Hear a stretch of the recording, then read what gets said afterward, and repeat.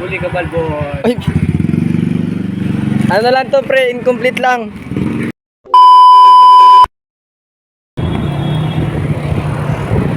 Hello guys, another day, another video na naman po tayo dito sa vlog natin na Kuya Inchik TV. Ayan, gahatid po tayo ngayon ng incomplete address. Kasi marami po tayong incomplete address ngayon. Nabunot po tayo sa palabunutan. The wheel of incomplete address. Galing mo pala dyan ah. Hindi ko alam ah. Device na tayo sa nanalo ng incomplete. So yun po yung mga hindi kompletong address. Ang galing! Ang galing! ng mga customer natin dito sa pagdi-deliver natin. So hahanapin natin kung saan ba to naka-area talaga. Basta along kasiglahan lang din naman. So, yan man, tayo na lang po natin kung saan natin pwedeng hanapin. Actually yung incomplete address ko po, dalawa lang ang pwedeng phase ang meron. Dito sa 1A, phase 1A at sa phase 1K. So tatry natin sa 1A ngayon. Okay. Ayan guys, nandito tayo sa phase 1A ngayon. So walang rider dito. Pero hindi ako kumuha ng parcel nila kasi tinetesting ko lang kung dito ba tong ano na to. Kasi block 774 wala kasi siyang phase. Ala kong kaliskis mo, oy. So ayan.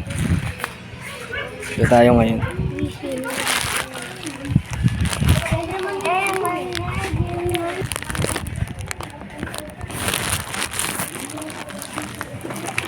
Pupunta tayo ngayon sa 1K.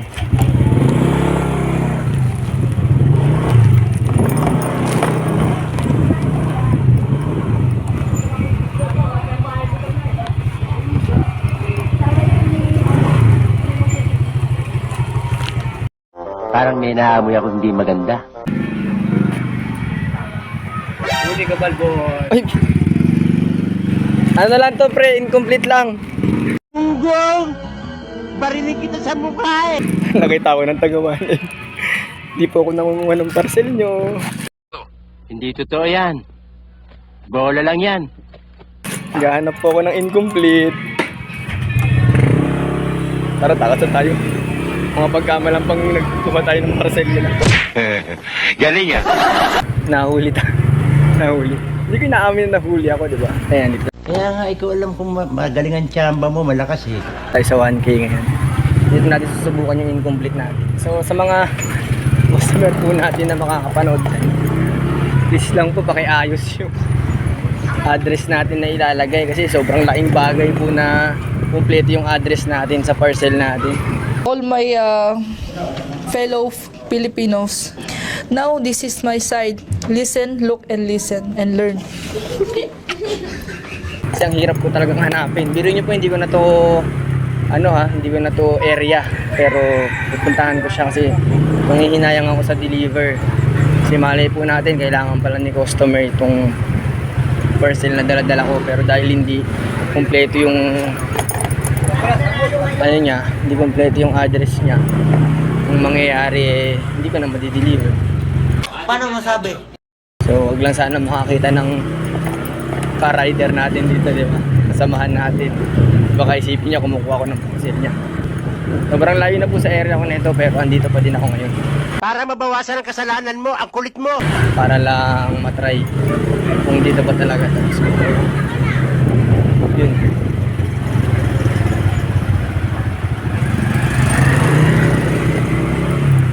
Block 3 lot 52 ng 1K. Ito naman block 6. So dito block 7. 74 ang banda dito sa ano to.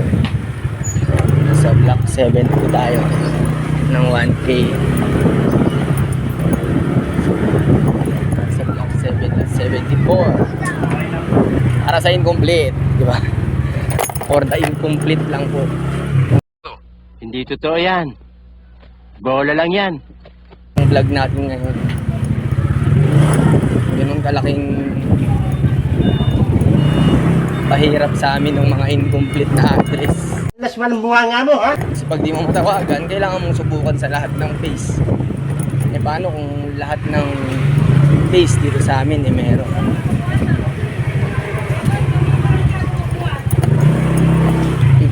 So hindi 58, 59, 60, 61, 62, 60, 64.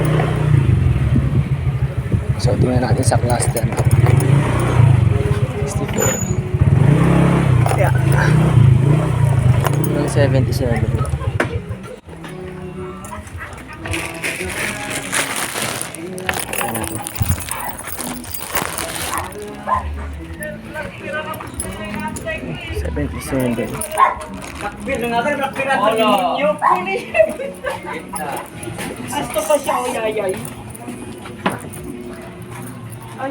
Ma'am, excuse me, ma'am, meron bang pangalan ditong Ron Van Alburo? Ito po mismo. So, ayan, tama sa 1K yun. Saluduhan kita. Hey! Tao po, Ron Van Alburo po, deliver.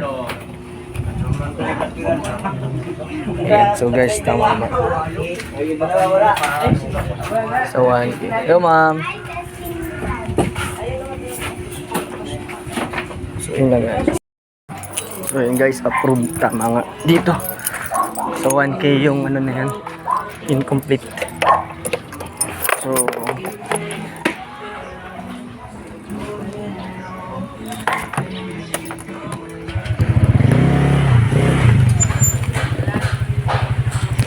bounce na tayo. Okay guys, bounce na tayo, bounce na. So nakatid na natin yung incomplete natin.